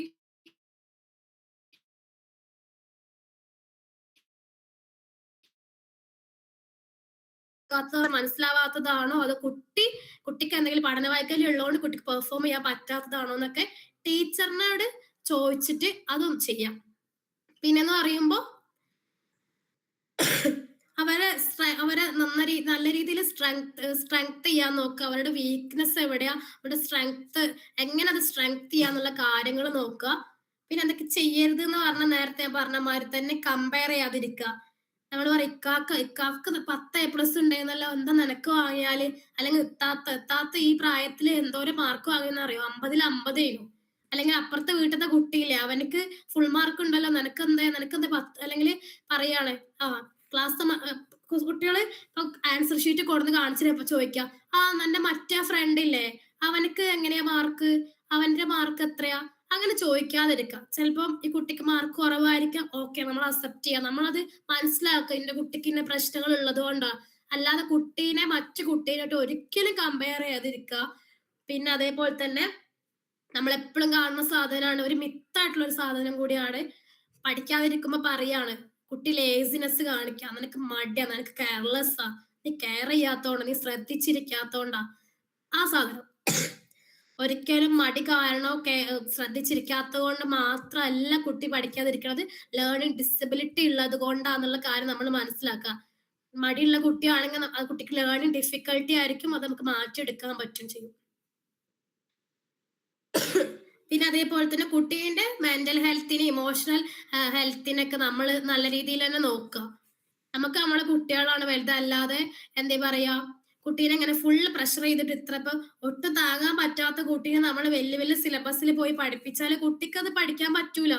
കുട്ടിക്ക് ലേണിംഗ് ഡിസബിലിറ്റി ഉള്ള കുട്ടീനെ വലിയ വലിയ സിലബസും കാര്യങ്ങളും അല്ലെങ്കിൽ എക്സ്ട്രാ കുറെ പഠിക്കാനും, രാവിലെ തുടങ്ങിയ 9 മണിക്ക് തുടങ്ങിയ ക്ലാസ് ഇപ്പൊ ഒരു 4 മണിക്ക് തീർന്ന കുട്ടീനെ നേരെ ട്യൂഷൻ സെന്ററിൽ കൊണ്ടുപോയിടുക. എന്നിട്ട് അവിടെ 10, 20, 30 കുട്ടികളുടെ ഇടയിൽ കൊണ്ടുപോയിട്ടിട്ട് കുട്ടിക്ക് അങ്ങനത്തെ സപ്പോർട്ട് കൊടുത്തിട്ടൊന്നും വലിയ കാര്യമായ രീതി ലേണിംഗ് ഡിസബിലിറ്റി ഉള്ള കുട്ടിക്ക് എന്തായാലും 10-30 ആൾക്കാരുള്ള കുട്ടികളെ ട്യൂഷൻ സെന്ററിൽ ഇട്ട് കൊണ്ടുപോയിട്ടാ മാറാൻ പോകണില്ല. അവർക്ക് ഇൻഡിവിജ്വൽ ആയിട്ടുള്ള ട്രെയിനിങ് എന്തായാലും വേണം. പിന്നെ ടീച്ചേഴ്സിനോട് പറയാനുള്ള കാര്യങ്ങളാണ്, കുട്ടികൾക്ക് സ്കൂളില് ഇപ്പൊ കുറെ സ്കൂളിലൊക്കെ ഉണ്ട് പ്രൊജക്ടർ ഒക്കെ വെച്ചിട്ട്, ഇപ്പൊ ടെക്നോളജി വളർന്ന കുറെ കാര്യങ്ങളൊക്കെ ഉണ്ട്. എന്നാൽ കൂടിയിട്ടും കുട്ടികൾക്ക് എന്ത് ചെയ്യാ, വിഷ്വൽ ആയിട്ടുള്ള കുറെ കാര്യങ്ങൾ കുട്ടിക്ക് നല്ല ഇഷ്ടമായിരിക്കും. ഇങ്ങനെ മൊബൈലിൽ ഒരു വീഡിയോ കണ്ടിട്ടൊക്കെ പഠിക്കുക. മൊബൈലിൽ തന്നെ ആണെന്നില്ല, സ്കൂളിൽ തന്നെ സ്ക്രീനിൽ വീഡിയോ ആനിമേഷൻ രൂപത്തിൽ കാര്യങ്ങൾ പഠിപ്പിച്ചെടുക്കുക, ഓഡിയോ ബുക്ക് രൂപത്തിൽ ഇറക്കുക. അങ്ങനെ പിന്നെ അതേപോലെ തന്നെ കുട്ടികൾക്ക് കുറെ എഴുതാൻ കൊടുക്കാതെ എന്ത് ചെയ്യാ, പ്രിന്റഡ് നോട്ടൊക്കെ പരമാവധി ഒരു ക്ലാസ് അങ്ങോട്ട് എത്തുമ്പോൾ പ്രിന്റഡ് നോട്ടും കാര്യങ്ങളൊക്കെ കൊടുക്കുമ്പോൾ ആ ബോർഡിൽ കോപ്പി ചെയ്യണം. എന്ന് വെച്ചാൽ എല്ലാവർക്കും കൊടുക്കണം എന്നല്ല, ലേണിംഗ് ഡിസബിലിറ്റി ഉള്ള കുട്ടീനെ നമ്മൾ കുറച്ചും കൂടി സപ്പോർട്ട് ചെയ്യാൻ വേണ്ടിയിട്ട് എന്ത് ചെയ്യാം, പ്രിന്റഡ് നോട്ടുകൾ കൊടുക്കുക. ആദ്യം തന്നെ കൊടുക്കണം എന്നല്ല, ആദ്യം കുട്ടികളെ കൊണ്ട് ബോർഡിൽ നിന്ന് കോപ്പി ചെയ്യിപ്പിക്കുന്നത് ആ കുട്ടിക്ക് എന്ത് ചെയ്യാം, ഹാൻഡ് റിട്ടൺ നോട്ടുകൾ കൊടുക്കുക. പിന്നെ പോസിറ്റീവ് ആയിട്ടുള്ള റീഇൻഫോഴ്സ്മെന്റ്, പോസിറ്റീവ് ആയിട്ടുള്ള കുട്ടിയിൽ മാറ്റങ്ങൾ വരുമ്പോൾ കുട്ടീനെ എന്ത് ചെയ്യാ, കുട്ടിക്ക് സപ്പോർട്ട് കൊടുക്കുക, നല്ല രീതിയിൽ ആ കുട്ടീനെ നേരാക്കി എടുക്കുക. മറ്റുള്ളവരെ ടീച്ചേഴ്സ് ഒക്കെ എപ്പോഴും ചെയ്യണതാ, മറ്റുള്ളവരെ മുന്നിൽ വെച്ചിട്ട് കുട്ടികളെ എന്ത് ചെയ്യാ, മാർക്ക് കുറഞ്ഞതിന് പേരില് സ്കൂളില് അങ്ങനെ പറയാ, ഇത്ര മാർക്കുള്ളൂ, നിനക്ക് എന്താ പ്രശ്നം, ബാക്കിയുള്ളവരെ പോലെയല്ലേ നീ എന്നുള്ള. ടീച്ചർമാരും പാരന്റ്സിനെ പോലെ തന്നെ ഈ ടീച്ചേഴ്സും കമ്പയർ ചെയ്യലുണ്ട് എപ്പോഴും മറ്റുള്ള കുട്ടികളെ വെച്ചിട്ടൊക്കെ. അപ്പൊ അതൊക്കെ ഒഴിവാക്കുക. പിന്നെ ഇപ്പൊ കുറെയൊക്കെ മാറിയിട്ടുണ്ട്, ടീച്ചേഴ്സ് ഒക്കെ ഇപ്പൊ കുറെയൊക്കെ എന്താണ് പഠിപ്പിക്കുന്ന രീതികളിലൊക്കെ മാറ്റങ്ങൾ വന്നിട്ടുണ്ട്. പിന്നെ നമുക്ക് കൊടുക്കേണ്ട പ്രാക്ടിക്കൽ സപ്പോർട്ടുകൾ എന്തൊക്കെയാന്ന് നോക്കി നോക്കാം. നേരത്തെ പറഞ്ഞത് തന്നെയാണ്, ഒന്നും കൂടി നമുക്ക് ജസ്റ്റ് നോക്കാം. ക്ലാസ് റൂമിൽ എന്തൊക്കെയാ മാറ്റങ്ങൾ നമുക്ക് കൊണ്ടുവരാൻ പറ്റാൻ നോക്കാം. ഒന്ന്, നമുക്ക് ഇങ്ങനത്തെ കുട്ടികൾക്ക് നമുക്ക് സിലബസ് കുറച്ച് കൊടുക്കാം. എല്ലാ പാഠം കൂടി ഒന്ന് പഠിച്ചു വരണ്ടെന്ന് തന്നെ പറയാം. മെയിൻ ആയിട്ടുള്ള സാധനങ്ങൾ ഇപ്പൊ ഒരു ചാപ്റ്ററിന് ഇപ്പൊ സോഷ്യലൊക്കെ ആണെങ്കിൽ അതിൽ മെയിൻ പോയിന്റ് മാത്രം കുട്ടിക്ക് കൊടുക്കുക. അങ്ങനത്തെ തന്നെ ടീച്ചേഴ്സ് എന്ത് ചെയ്യുക, കൂടെ ഇരുത്തിയിട്ട് കുട്ടിയെ കൊടുക്കുക തന്നെ ചെയ്യാം. പാരന്റ്സും ശ്രദ്ധിക്കുക. ഇങ്ങനെ എന്താ ടീച്ചേഴ്സിനോട് പ്രത്യേകം പറയാ, ഇങ്ങനെ കുട്ടി ഇങ്ങനത്തെ ഫേസ് ചെയ്യുന്നുണ്ട്, സോ അതുകൊണ്ട് എന്ത് ചെയ്യാം, എന്റെ കുട്ടിക്ക് കുറച്ചും കൂടി നോട്ട്സും കാര്യങ്ങളൊക്കെ മറ്റു കുട്ടികളിൽ നിന്ന് കുറച്ചും കൂടി രീതിയിൽ വ്യത്യസ്തമായ രീതിയിൽ എന്ത് ചെയ്യാം, നോട്ട്സും കാര്യങ്ങളൊക്കെ ഒന്ന് കൊടുക്കാവോ, അങ്ങനെ അത് ചെയ്യാം. പിന്നെ എന്താണ് ടെസ്റ്റുകളും അസൈൻമെന്റ് സബ്മിഷൻ ഒക്കെ ഇങ്ങനത്തെ കുട്ടികൾക്ക് എക്സ്ട്രാ ടൈമോ അങ്ങനെ എന്തെങ്കിലും കാര്യങ്ങൾ ചെയ്തു കൊടുക്കുക. പിന്നെ ടെക്നോളജിക്ക് വെച്ചിട്ട്, നേരത്തെ പറഞ്ഞ ടെക്നോളജിക്ക് വെച്ചിട്ട് പരമാവധി ടെക്നോളജി ഉപയോഗിക്കുക. കുറെ ആപ്പുകൾ കാര്യങ്ങളൊക്കെ ഉണ്ട്, അതൊക്കെ വെച്ചിട്ട് ചെയ്യാം. പിന്നെ നമുക്ക് നേരത്തെ മാതിരി ഇമോഷണൽ സപ്പോർട്ട് കൊടുക്കുക. അത് വെറും സപ്പോർട്ട് അല്ല, നമ്മളെ ഫ്രണ്ട്സിന്റെ അടുത്ത് വരെ സപ്പോർട്ട്. നല്ലോണം പഠിക്കുന്ന കുട്ടി ഉണ്ടാവും ക്ലാസ്സിൽ, അപ്പൊ പഠിക്കാത്ത കുട്ടീനെ അല്ലെങ്കിൽ ലേണിംഗ് ഡിസബിലിറ്റി ഡിഫിക്കൽട്ടി ഉള്ള കുട്ടീനെ എന്ത് ചെയ്യാം, നന്നാക്കാൻ വേണ്ടി അല്ലെങ്കിൽ അവർക്ക് ഒരു സപ്പോർട്ട് കൊടുക്കുക. കാരണം ഒരേ പ്രായമുള്ള കുട്ടികൾ പറഞ്ഞു കൊടുക്കുമ്പോൾ കുറച്ചും കൂടി കുട്ടികൾക്ക് മനസ്സിലാവും എന്നുള്ള ഒരു സാധനമുണ്ട്. അപ്പൊ ഇവര് പറഞ്ഞു കൊടുക്കുമ്പോൾ നമുക്ക് പിയർ ഗ്രൂപ്പിലുള്ള കുട്ടികളും ഫ്രണ്ട്സ് പറഞ്ഞു കൊടുക്കുമ്പോൾ കുറച്ചും കൂടി മനസ്സിലാക്കാൻ പറ്റും. പിന്നെന്ന് പറയുമ്പോ ഇവരെ ജഡ്ജ് ചെയ്യാതെ ഇരിക്കുക, വെറുതെ ജഡ്ജ് ചെയ്യാതെ ഇരിക്കുക. ഓരോന്ന് അവരെ മുന്നിൽ തന്നെ ബാക്കിയുള്ളവരോട് പറയാതിരിക്കുക കാര്യങ്ങള്. എന്താണ്, എന്റെ കുട്ടി പഠിക്കൂല, എന്റെ കുട്ടി അവനക്ക് മടിയാ, അവന്റെ മുന്നിൽ വെച്ച് പറയാം അവനക്ക് മടിയാ, അവനക്ക് അതാ ഇതാന്നൊക്കെ. അപ്പൊ അതൊക്കെ ഒഴിവാക്കുക. പിന്നെ റെമഡിയൽ ട്രെയിനിങ് കാര്യങ്ങൾ കൊടുക്കുക. പിന്നെ പറയാന്നുണ്ടെങ്കിൽ ഞാൻ ഒരു കാര്യം ആഡ് ചെയ്യാം. ലേണിംഗ് ഡിസബിലിറ്റി എന്ന് പറഞ്ഞാൽ നമുക്ക് എന്ത് ചെയ്യാം, പൂർണ്ണമായിട്ട് മാറ്റാൻ പറ്റുന്ന ഒരു സാധനേ അല്ല. പിന്നെ എന്ന് പറയുമ്പോൾ നമ്മൾ ടെസ്റ്റുകളൊക്കെ ചെയ്യുമ്പോൾ നമുക്ക് ടെസ്റ്റ് സൈക്കോളജിസ്റ്റിന്റെ അടുത്തൊക്കെ പോയാൽ നമുക്ക് മനസ്സിലാവുണ്ടാവും. ഇപ്പൊ നമ്മൾ കുറെ ടെസ്റ്റ് ചെയ്യുന്നുണ്ടാവും. അല്ലെങ്കിൽ ഇപ്പൊ കുട്ടിക്ക് ലേൺ ഡിസബിലിറ്റി ആണെന്ന് മനസ്സിലാക്കാൻ പറ്റൊരു കാര്യമാണ് ഈ കുട്ടി ഇപ്പൊ 4ാം ക്ലാസ്സിലുള്ള ഒരു കുട്ടിയാണ്. പക്ഷെ എന്ത് ചെയ്യാ 2ാം ക്ലാസ്സിലെ കുട്ടീന്റെ പെർഫോമൻസ് ഉള്ളെങ്കിൽ അത് ലേൺ ഡിസബിലിറ്റി ആയിരിക്കാം മേ ബി. ആ കുട്ടി അങ്ങനെ പെർഫോം 2ാം ക്ലാസ് കുട്ടീനെ പോലെ ഒരു 6ാം ക്ലാസ് അല്ലെങ്കിൽ 4ാം ക്ലാസ് കുട്ടി വായിക്കുന്നുള്ളെങ്കിൽ കുട്ടിക്ക് സ്വാഭാവികമായിട്ട് ലേൺ ഡിസബിലിറ്റി നമുക്ക് ഏറെക്കുറെ പറയാൻ പറ്റും. ബാക്കി ടെസ്റ്റ് കാര്യങ്ങളിൽ കൂടി നമുക്ക് ഡയഗ്നോസ് ചെയ്യാം. പിന്നെ നമുക്ക് ഞാൻ പറഞ്ഞ നേരത്തെ പൂർണ്ണമായി മാറ്റാൻ പറ്റൂല. അതുകൊണ്ട് തന്നെ നമ്മൾ നന്നായിട്ടുള്ള ട്രെയിനിങ്ങും സപ്പോർട്ടും സൂപ്പർവിഷനും കൊടുത്താൽ മാത്രമേ ലേണിംഗ് ഡിസബിലിറ്റി ഉള്ള കുട്ടീനെ മാറ്റിയെടുക്കാൻ പറ്റുള്ളൂ. അതിനാണ് ഞാൻ പറഞ്ഞ സ്പെഷ്യൽ എഡ്യൂക്കേറ്റേഴ്സ്, റെമഡിയൽ ട്രെയിനേഴ്സ്, പിന്നെ അതേപോലെ തന്നെ LD സ്പെഷ്യലൈസ് ചെയ്ത സൈക്കോളജിസ്റ്റ്, LD എഡ്യൂക്കേറ്റേഴ്സ് ഒക്കെ. ഇവരുടെ അടുത്ത് ഇൻഡിവിജ്വലൈസ്ഡ് എഡ്യൂക്കേഷൻ പ്രോഗ്രാമും കാര്യങ്ങളും പിന്നെ അതേപോലെ തന്നെ മൊഡ്യൂളും കാര്യങ്ങളൊക്കെ ഉണ്ട്. ഇൻഡിവിജ്വലി ഓരോ കുട്ടീനും പ്രത്യേകം എന്ത് ചെയ്യാ നോക്കുക. അല്ലാതെ 10-40 ഉള്ള സ്കൂളിൽ ഓൾറെഡി 10, 20, 30, 40 ഉള്ള ക്ലാസ്സിലെ കുട്ടികളുണ്ടായിരിക്കും. നമുക്കതൊന്നും ചെയ്യാൻ പറ്റൂല. നമ്മുടെ എഡ്യൂക്കേഷൻ സിസ്റ്റം അങ്ങനെയാണ് ഇപ്പൊ. പക്ഷെ നമുക്ക് മറ്റുള്ള കുട്ടിക്ക് മറ്റ് സപ്പോർട്ടുകൾ കൊടുക്കാൻ പറ്റും. അതേപോലെ ഇവരുടെ അടുത്ത് കൊണ്ടുപോയിട്ട് ഇങ്ങനത്തെ പ്രൊഫഷണൽസിന്റെ അടുത്ത് കൊണ്ടുപോയിട്ട് ഇൻഡിവിജ്വലി ട്രെയിനിങ് കൊടുക്കുക. അപ്പൊ അവർക്ക് എന്താ പറയാ, ആ ഒരു ട്രെയിനറും ആ ഒരു കുട്ടി മാത്രമേ അവിടെ ഉള്ളൂ. അപ്പൊ ആ കുട്ടിക്ക് എന്നും പറയാനും എന്നും ചോദിക്കാനും എന്തിനുള്ള ധൈര്യവും കോൺഫിഡൻസും സെൽഫ് എസ്റ്റീം കൂട്ടാനൊക്കെ പറ്റും. പിന്നെ ഇവരെന്ന് പറയുമ്പോ നേരത്തെ ഞാൻ പറഞ്ഞ പോലെ തന്നെ നല്ല മറ്റു കുട്ടികളെ പഠിപ്പിക്കുന്ന രീതിയിൽ നിന്ന് വ്യത്യസ്തമായിട്ട് ടീച്ചേഴ്സ് പഠിപ്പിക്കാൻ ശ്രമിക്കുക. അതിനുള്ള സിലബസ് കാര്യങ്ങളൊക്കെ ഉണ്ടാക്കിയെടുക്കാം. അതിന്റെ ഒപ്പം തന്നെ നമ്മൾ കോഗ്നിറ്റീവ് ട്രെയിനിങ്ങും കാര്യങ്ങളും കൊടുക്കുക, റെമഡിയൽ ട്രെയിനിങ് കൊടുക്കുക. പിന്നെ നമ്മൾ ലാസ്റ്റ് ഏറ്റവും നമ്മൾ മനസ്സിലാക്കുന്ന ഒരു സാധനമുണ്ട്. എല്ലാവർക്കും ഇപ്പൊ പഠിച്ചിട്ട് വലിയ നിലയിലൊന്നും എത്താൻ പറ്റൂല, അല്ലെങ്കിൽ ഹയർ സ്റ്റഡീസിന് പോകാൻ പറ്റില്ല. ഒരു ലേണിംഗ് ഡിസബിലിറ്റി ഉള്ള ഒരു കുട്ടീനെ നമുക്ക് ചിലപ്പോ എന്താ പറയാ ഡോക്ടറോ എഞ്ചിനീയറോ ആക്കാൻ പറ്റക്കൊള്ളണമെന്നില്ല. കാരണം എന്താ, ഈ കുട്ടിക്ക് മര്യാദക്ക് എഴുതാനും വായിക്കാനും അറിയില്ല. പിന്നെ നമ്മൾ വാശി പിടിച്ചിട്ട് ഒന്നും ചെയ്യാനില്ല. അതൊരു ഡിസബിലിറ്റി അല്ലെങ്കിൽ അതൊരു ഡിസോർഡർ ആണ്. ഞാൻ പറഞ്ഞത് ലൈഫ് ലോങ് സാധനമാണ്. മാറ്റിയെടുക്കാൻ പ്രയാസമാണെന്നുള്ള കാര്യം. ഇമ്പ്രൂവ്മെന്റ് നമുക്ക് വരുത്താൻ പറ്റുള്ളൂ എന്തായാലും. അപ്പൊ ഈ ടീച്ചേഴ്സും പാരന്റ്സും പ്രത്യേകം ശ്രദ്ധിക്കേണ്ടത് ഈ കുട്ടീന്റെ മേഖല ഏതാണ് എന്ന്. കുട്ടിക്ക് ചിലപ്പോ ഡാൻസ് കളിക്കാനോ കൂടുതൽ ഇഷ്ടം, അല്ലെങ്കിൽ പാട്ട് പാടാനാവും, അല്ലെങ്കിൽ മറ്റ് വല്ല ആർട്ട് ക്രാഫ്റ്റ് വർക്കുകൾ ചെയ്യാനാവും, സിനിമയിൽ അഭിനയിക്കാനാവും. അങ്ങനത്തെ കുറെ എക്സ്ട്രാ കരിക്കുലർ ആക്ടിവിറ്റീസ് ഒക്കെ ഉണ്ടാവില്ല. സ്പോർട്സിലായിരിക്കും. ക്രിക്കറ്റ്, ഫുട്ബോൾ നന്നായിട്ട് കളിക്കുന്ന കുട്ടിയായിരിക്കും. പക്ഷെ പഠനത്തിന് പ്രശ്നങ്ങളുണ്ട്. എന്നാ പിന്നെ നമുക്ക് പിന്നെ ഒന്നും ചെയ്യാനില്ല. അവരെ ആ വഴിക്ക് വിടാം. അവർക്ക് അതിന് കൂടുതൽ സപ്പോർട്ട് കൊടുക്കുക. പാട്ട് പാടാനുള്ള കുട്ടി നല്ല കഴിവുള്ള കുട്ടിയാണെങ്കിൽ ആ കുട്ടിയെ നമ്മൾ പാട്ട് ക്ലാസ്സിൽ കൊണ്ടുപോയി ചേർത്ത് നല്ല സപ്പോർട്ടും കാര്യങ്ങളും കൊടുക്കുക. ചിത്രം വരക്കാൻ നല്ല കഴിവുള്ള കുട്ടിയാണെങ്കിൽ, പഠിക്കാൻ ബുദ്ധിമുട്ട് നേരിടുന്നുണ്ടെങ്കിൽ ആ കുട്ടിയെ ചിത്രം വരയ്ക്കാനുള്ള സപ്പോർട്ടും കാര്യങ്ങളും കൊടുക്കുക. ആ കുട്ടി ആ രീതിക്ക് വളരട്ടെ. അപ്പൊ ഹയർ സ്റ്റഡീസിന് എന്തായാലും അവരെ കൊണ്ടുപോയിട്ട് കാര്യമില്ല. നമ്മുടെ ഇതാണ് പോകുന്നത്. പക്ഷെ നമുക്ക് ഈ ഒരു രീതിക്ക് ശ്രമിച്ച് നമുക്ക് നല്ലൊരു മാറ്റം കുട്ടിക്ക് ഉണ്ടാക്കിയെടുക്കാൻ പറ്റും. നല്ല രീതിയിൽ ട്രെയിനിങ്ങും സപ്പോർട്ടും കാര്യങ്ങളൊക്കെ കൊടുക്കാൻ പറ്റും. അതേപോലെ തന്നെ നമ്മൾ എത്ര നേരത്തെ ട്രെയിനിങ് കൊടുക്കാൻ പറ്റും അത്ര നേരത്തെ കൊടുക്കുക. അല്ലെങ്കിൽ 8-ലോ 9-ലോ എത്തിയിട്ടല്ല. നമുക്ക് പലപ്പോഴും നമ്മൾ ക്ലിനിക്കിൽ വരുന്ന കേസുകളാണ് ഒരു 7, 8, 9-ലൊക്കെ എത്തിയിട്ട് നമ്മുടെ അടുത്ത് ട്രെയിനിങ്ങിന് നമുക്ക് കൊണ്ടുവരിക. റെമഡിയൽ ട്രെയിനിങ്ങിന് നമ്മുടെ അടുത്ത് കൊണ്ടുവരിക. പക്ഷെ നമുക്ക് അതിനെക്കാട്ടി ഏറ്റവും സിമ്പിളാക്കി നമുക്ക് ചെറുപ്പത്തിലേ ഇത് മനസ്സിലാക്കുകയാണെങ്കിൽ അത്രയും നല്ലത്. ഇനിയിപ്പോ വേണ്ടിയില്ല. ഇപ്പൊ നിങ്ങളെ കുട്ടി 7-ലാണ്, ഇപ്പൊ 8-ലാണെങ്കിൽ ഓക്കെ. ഇപ്പൊ നിങ്ങൾ മനസ്സിലാക്കണ്ട എത്രയും പെട്ടെന്ന് അപ്പൊ തന്നെ ഒരു സൈക്കോളജിസ്റ്റിന്റെ അടുത്ത് കൊണ്ടുപോവുക, അല്ലെങ്കിൽ സ്പെഷ്യൽ എഡ്യൂക്കേറ്ററിന് കൊണ്ടുപോവുക, കാര്യങ്ങൾ പറയുക, ടെസ്റ്റ് ചെയ്യുക, കുട്ടീനെ നല്ല രീതിയിൽ സപ്പോർട്ട് ചെയ്യുക, ബ്ലെയിം ചെയ്യാതെ ഇരിക്കുക. ഇതൊക്കെ ചെയ്യാം. ഇത്രയൊക്കെ നമുക്ക് പറയാനുള്ളത്. ഇത്രയൊക്കെയാണ് ലേൺ ഡിസബിലിറ്റി കാര്യമായിട്ട് ഉള്ളത്. നിങ്ങൾക്ക് എന്തെങ്കിലും ചോദിക്കാനോ ക്വസ്റ്റ്യൻസോ എന്തെങ്കിലും ചോദിക്കുകയാണെങ്കിൽ ചോദിക്കാം, അല്ലെങ്കിൽ നമുക്ക് വൈൻഡപ്പ് ചെയ്യാം. ആർക്കെങ്കിലും എന്തെങ്കിലും ചോദിക്കുകയാണെങ്കിൽ ചോദിക്കാട്ടോ. നമ്മളെ കുട്ടിക്ക് എന്തെങ്കിലും ഡിഫിക്കൽട്ടി നേരിടുന്നുണ്ടെങ്കിൽ പിന്നെ അതേപോലെ തന്നെ നമ്മൾ സൈക്യു ലേണിംഗിന്റെ അണ്ടറിൽ ലേണിംഗ് ഡിസബിലിറ്റി ഉള്ള കുട്ടികൾക്ക് നമ്മൾ പുതിയൊരു ഇത് തുടങ്ങിയിട്ടുണ്ട്. സൈക്യു ഗാർഡൻ എന്ന് പറഞ്ഞിട്ട് പുതിയൊരു സംഭവം ഇറക്കിയിട്ടുണ്ട്. അപ്പോൾ ഒക്കെ അതിനെ പറ്റിയിട്ടൊക്കെ കൂടുതൽ അറിയണം എന്നുണ്ടെങ്കിൽ നമ്മളിട്ട് കോണ്ടാക്ട് ചെയ്യാം.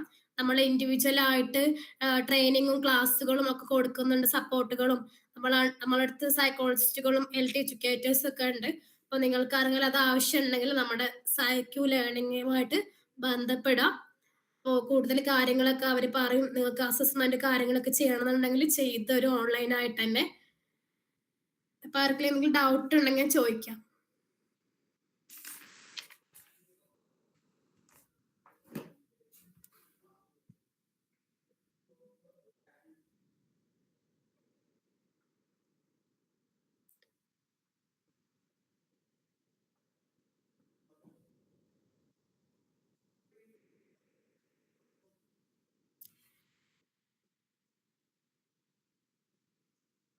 നിങ്ങൾക്ക് മെസ്സേജ് ആയിട്ട് അങ്ങനെ ഇടണമെങ്കിൽ ഇടാം, അല്ലെങ്കിൽ വോയിസ് ആയിട്ട് ചോദിക്കണമെങ്കിൽ ചോദിക്കാം.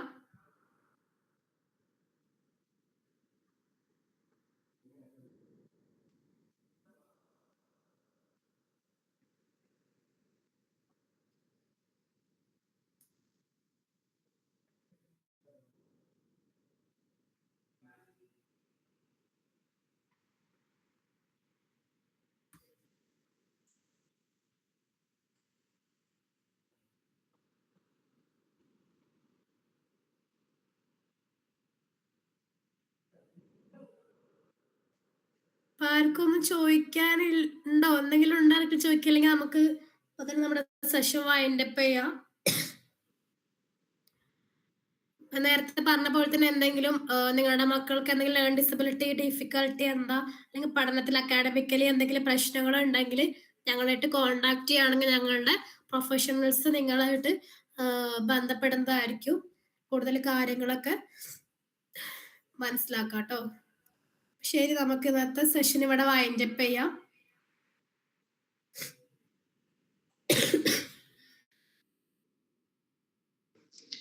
Thank you ma'am. അപ്പം ലേണിംഗ് ഡിസബിലിറ്റിനെ കുറിച്ച് വളരെ ബൃഹത്തായി നല്ല രീതിയിൽ ക്ലാസ് അവതരിപ്പിച്ച സെർബിൻ മാമിന് താങ്ക്സ് പറയാണ്. പിന്നെ നിങ്ങൾ പാരൻസിനോട് എനിക്ക് പറയാനുള്ളത് എന്ന് പറഞ്ഞാൽ, നിങ്ങൾ കുട്ടികളെ എന്ത് ചെയ്യുക, വീക്ഷിക്കുക, അവരെ കാര്യങ്ങളൊക്കെ എന്ത് ചെയ്യുക, നിങ്ങൾ ശ്രദ്ധിക്കുക. പക്ഷെ ഒരു ഡിസ്ക്ലെയിമറായിട്ട് പറയാനുള്ളതെന്ന് പറഞ്ഞാൽ, പെട്ടെന്ന് ചാടിക്കേറി എല്ലാ ഇങ്ങനത്തെ പ്രശ്നങ്ങളൊക്കെ ലേണിംഗ് ഡിഫിക്കൽറ്റോ ഡിസബിലിറ്റി ആക്കി എന്ത് ചെയ്യരുത്, ആരും മാറ്റാതിരിക്കുക. ഇത് നിങ്ങൾക്ക് മനസ്സിലാവും ഇതെങ്ങനെയാണ് ഇതിൻ്റെ പോക്ക് എന്ന്. അപ്പോഴും മാത്രം എന്ത് ചെയ്യാൽ മതി, ഒരു സൈക്കോളജിസ്റ്റിനെയോ അല്ലെങ്കിൽ അത് റിലേറ്റഡ് ആയിട്ടുള്ള ആൾക്കാരെ അപ്രോച്ച് ചെയ്താൽ മതി. സാധാരണ നോർമലി കുട്ടികൾക്ക് ഉണ്ടാവുന്ന ബുദ്ധിമുട്ടുകൾ വളരെ കോമൺ ആണ്. അതല്ലാത്ത അൺയൂഷ്വലായിട്ട് കാണുന്ന കാര്യങ്ങളിൽ മാത്രം എന്ത് ചെയ്യുക, കൂടുതൽ എന്താണ് കോഷ്യസ് ആവുക എന്ന് മാത്രം പറയാണ്. So all the best. അതുപോലെ തന്നെ സൈക്യു ലേണിങ്ങിൽ നമ്മൾ സൈക്യു ഗാർഡൻ എന്ന് പറഞ്ഞ ഇനീഷ്യേറ്റീവ് ഉണ്ട്. അപ്പോൾ ആർക്കെങ്കിലൊക്കെ ഒരു അസസ്മെൻറ്റ്, ഫ്രീ അസസ്മെൻറ്റ് നടത്തണമെങ്കിൽ സൈക്യു ആയിട്ട് ജസ്റ്റ് കോണ്ടാക്ട് ചെയ്താൽ മതി. സോ പങ്കെടുത്ത എല്ലാവർക്കും 1000 നന്ദി അറിയിക്കുകയാണ്. സോ വൈൻഡപ്പ് ചെയ്യാം.